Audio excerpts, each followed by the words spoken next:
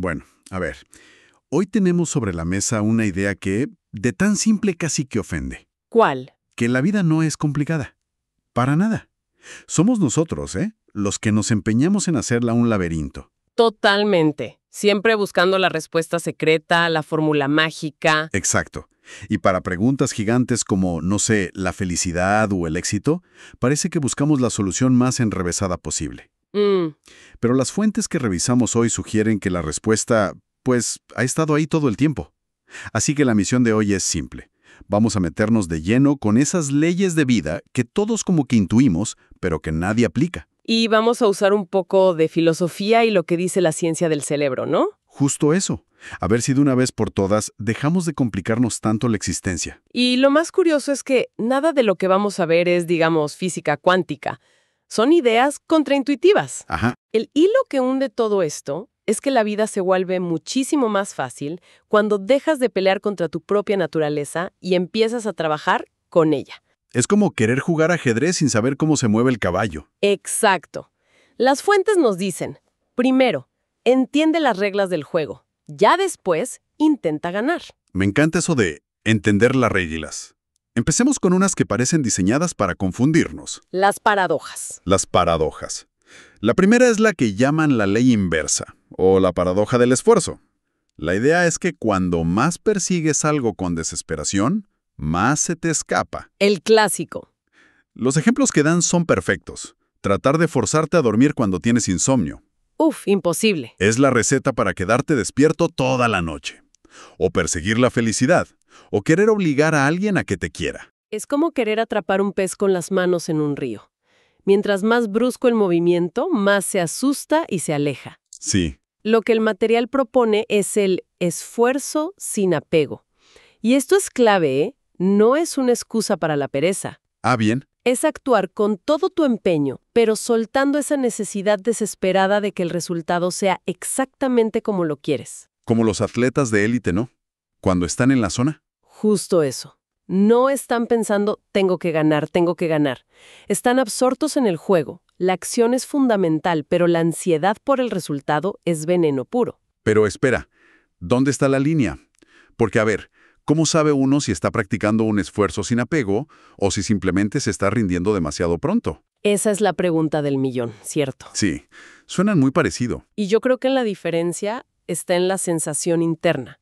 La rendición se siente como impotencia, como una derrota. El esfuerzo sin apego se siente como libertad. Haces lo que tienes que hacer, lo mejor que puedes, y luego confías en el proceso. Es una calma activa, no una resignación pasiva. Una calma activa, me gusta. Y esa idea de soltar me hace pensar en el control en general. Parece que la vida tiene una regla no escrita. A ver. Mientras más intentas agarrarla fuerte, más se te escapa de las manos, ¿no? Totalmente. Esa es la siguiente paradoja, la del control. La metáfora que usan es genial. La del agua. Sí. Es como querer sostener agua apretando el puño. Se escurre por todas partes. Y es que intentamos microgestionar todo. El trabajo, las relaciones, hasta las vacaciones. Y luego la vida simplemente pasa y te arruina el plan perfecto. Exacto. Y aquí es donde las fuentes traen a los estoicos, que tenían una solución muy elegante para esto. ¿Qué decían? Dividían el mundo en dos, el círculo de influencia y el círculo de preocupaciones. Ok. Dentro del de influencia solo hay unas pocas cosas. Tus acciones, tus pensamientos, tus reacciones. Eso es todo tu reino. Ahí eres el soberano. ¿Y el resto? Todo lo demás, lo que piensen de ti, el tráfico, si va a llover, está en el círculo de preocupaciones. Gastar energía ahí es como gritarle al mar. La imagen del surfista que mencionan es potente. La de aprender a cabalgar las olas en lugar de intentar controlar el océano. Me encanta esa. Pero suena más fácil en teoría que en la práctica. Para alguien que está acostumbrado a planificar todo, aprender a cabalgar las olas puede sonar a puro caos. Pero es que no es caos, es adaptabilidad. El surfista no controla la ola, pero sí controla cada milímetro de su tabla, su equilibrio, su postura. Ah, claro. El control no desaparece, se redirige hacia lo único que de verdad puedes manejar, tú mismo. Y esa búsqueda de control externo a menudo viene de una idea equivocada sobre la felicidad. ¿Cuál? La de que seré feliz cuando controle todo esto. Uf, la famosa trampa de la felicidad. El material la describe como la única meta que se aleja cuando la persigues. Como un gato. Sí, como un gato que solo se te acerca cuando lo ignoras. Todos vivimos en el seré feliz cuando consiga el ascenso, me compre la casa, pierda 5 kilos. Y la meta se sigue moviendo. Se va moviendo cada vez más lejos. Y la ciencia le pone nombre a eso. Adaptación hedónica. Nuestro cerebro tiene una especie de termostato de la felicidad. Un termostato. Sí, ganas la lotería y claro, hay un pico de euforia. Tienes un accidente y hay un bajón terrible. Pero los estudios que citan las fuentes muestran que después de un tiempo, la mayoría de la gente vuelve a su nivel base.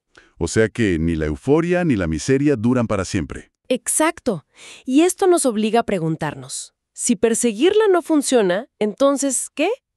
La conclusión es que la felicidad no es la meta, es el subproducto. Un subproducto. Es lo que sientes cuando estás progresando en algo que te importa, cuando estás conectado con gente que quieres. Dejas de buscarla y de repente, un día, te das cuenta de que está ahí. O sea, dejamos las paradojas de la vida y nos metemos ahora con las del cerebro. Porque si afuera las cosas son raras, por dentro es otro universo. es otro universo.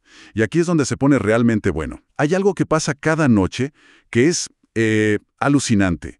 El turno de noche secreto del cerebro. Suena a película de espías. Casi. Resulta que mientras dormimos, el cerebro se limpia a sí mismo. Literalmente. Un equipo de limpieza nocturno. Es un proceso increíble. El líquido cefalorraquídeo, que es este fluido que rodea el cerebro, pues inunda el tejido cerebral para barrer con todos los desechos que se acumularon durante el día. ¿Desechos como qué? Como las proteínas asociadas con el Alzheimer, por ejemplo. Pero el detalle que a mí me voló la cabeza es que para que esto pase, las células cerebrales se encogen físicamente. ¿Cómo que se encogen? ¿En serio? Sí, hasta un 60% para dejar más espacio entre ellas y que el líquido pueda fluir mejor. No te puedo creer. O sea que no es solo un proceso químico, es un proceso físico, mecánico. Nunca lo había pensado así. Es como si las calles de una ciudad se encogieran para que pasen los camiones de la basura. Exactamente esa es la analogía. Piensa que el cerebro, según los datos del material, es un 60% grasa. Pesa 1,5 kilos, pero se come el 20% de las calorías que consumimos. Es una máquina de altísimo rendimiento. Y necesita este mantenimiento profundo. Por eso, cuando no duermes bien, te sientes en una niebla mental. No es una sensación, es que literalmente tienes la basura del día anterior todavía en el sistema. ¡Qué imagen tan gráfica! Y bueno, esa máquina de alto rendimiento resulta que no es muy objetiva, que digamos. Para nada. El siguiente punto es, tu cerebro sesgado. Las fuentes lo dicen sin rodeos. El cerebro no evolucionó para encontrar la verdad, evolucionó para sobrevivir. Y para eso usa atajos, sesgos. El sesgo de confirmación que te hace ver solo lo que confirma lo que ya crees. Claro. O la aversión a la pérdida, que hace que el dolor de perder $100 sea el doble de intenso que la alegría de ganarlos. Y lo peor es que no nos damos cuenta. 0. El texto menciona uno que es muy común.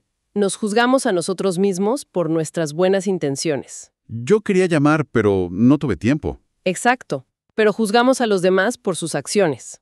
No me llamó, no le importo. Uf, directo al corazón. La solución que se propone no es intentar apagar los sesgos, porque es imposible. Es desarrollar la costumbre de dudar de tu propia certeza. Hacer una pausa. Hacer una pausa y preguntarte, ¿esto que siento tan seguro, es la realidad o es una historia que mi cerebro prefiere contarme? Esa pausa parece ser la clave de todo. Y tiene todo el sentido, sobre todo cuando lees sobre la regla emocional 90-10. Ah, ese es brutal. El dato que presentan es demoledor. El 90% de nuestras decisiones son emocionales. El 10% racional que nos queda se dedica básicamente a justificar lo que el corazón ya decidió. El cerebro racional no es el piloto, es el copiloto que va narrando el viaje. Totalmente. Me recuerda la vez que compré un gadget carísimo online a las 11 de la noche. Mi cerebro emocional estaba convencido de que cambiaría mi vida. A la mañana siguiente, mi 10% lógico se despertó y se preguntó qué demonios había hecho. Nos ha pasado a todos. La ciencia que citan lo explica. El cerebro emocional procesa la información 500,000 de veces más rápido que el lógico. Cuando tu razón llega a la fiesta, la emoción ya eligió la música y está bailando. Qué buena imagen. Pero esto no es malo. Las emociones son datos, son una evaluación ultra rápida de la situación. El truco es en no tratarlas como órdenes, sino como sugerencias. Y hablando de sugerencias y de historias que nos contamos, el último punto sobre el cerebro es para que te explote la cabeza. A ver. La memoria, tu escritor personal de ficción. La idea es que los recuerdos no son videos que guardamos. No, para nada. Son más como una página de Wikipedia que editamos un poquito cada vez que la abrimos. No recordamos el evento, recordamos la última vez que lo recordamos. Exacto. El acto de recordar es un acto creativo. Tu cerebro rellena huecos, suaviza bordes, a veces hasta se inventa detalles para que la historia tenga más sentido hoy. ¿O sea que mi memoria me miente? No es que te mienta, es que la actualiza. Y la implicación de esto es gigantesca. Si la memoria es maleable, significa que la historia de nuestra vida no está escrita en piedra. Claro. Podemos elegir qué partes de un recuerdo enfatizar. No se trata de mentir, sino de reinterpretar. Podemos decidir si un fracaso fue una catástrofe o un aprendizaje. Somos los editores de nuestra propia biografía. Y lo hacemos constantemente sin darnos cuenta. Exacto. La invitación del material es a tomar el control de esa edición. Eso es muy potente. La idea de ser el editor consciente de tu propia historia. Y me parece el puente perfecto para pasar a la acción. A lo práctico. Sí. ¿Cómo usamos todo esto? El primer principio es un clásico, pero las fuentes le dan una vuelta muy práctica. El principio de Pareto. La regla del 80-20. La misma, que en resumen dice que el 20% de tus esfuerzos produce el 80% de tus resultados. Y es aplicable a todo. El 20% de tus clientes te da el 80% de tus ingresos. El 20% de tu ropa la usas el 80% del tiempo. Y lo más importante, probablemente el 20% de tus relaciones te traen el 80% de tu alegría. Qué fuerte eso. La estrategia que proponen es brutalmente simple. Haz una auditoría de tu vida, identifica ese 20% que realmente mueve la aguja y pon toda tu energía ahí.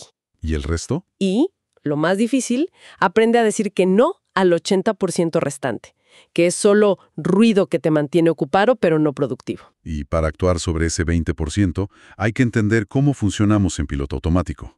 Ahí entran los bucles de hábitos. Ajá. El cerebro, para ahorrar energía, crea estos ciclos de 3 pasos. Señal, rutina, recompensa. El ejemplo que usan es clarísimo. Sí. Señal, estrés. Rutina, comerse un paquete de galletas. Recompensa, alivio temporal del estrés. Y al cerebro no le importa si el hábito es bueno o malo, solo sigue el camino que lo lleva a la recompensa. Es un GPS de recompensas. Y la solución es muy astuta. Intentar romper un mal hábito con pura fuerza de voluntad es casi una batalla perdida, porque el surco neuronal ya está hecho. El hack es mantener la misma señal y la misma recompensa, pero cambiar la rutina. A ver, ¿cómo sería? Usando el mismo ejemplo.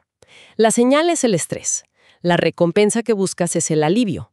En lugar de las galletas, la nueva rutina podría ser salir a caminar 5 minutos o hacer 10 flexiones. Ah, le das al cerebro lo mismo que busca. Le das al cerebro la misma recompensa, pero con una rutina que te beneficia. No apagas el piloto automático. Le cambias el destino. Redirigir en vez de resistir. Me gusta. Y esto nos lleva al último principio, que es pura y simple matemática, pero con un poder transformador. El efecto compuesto. El secreto del efecto compuesto. Hay un dato en el material que me voló la cabeza.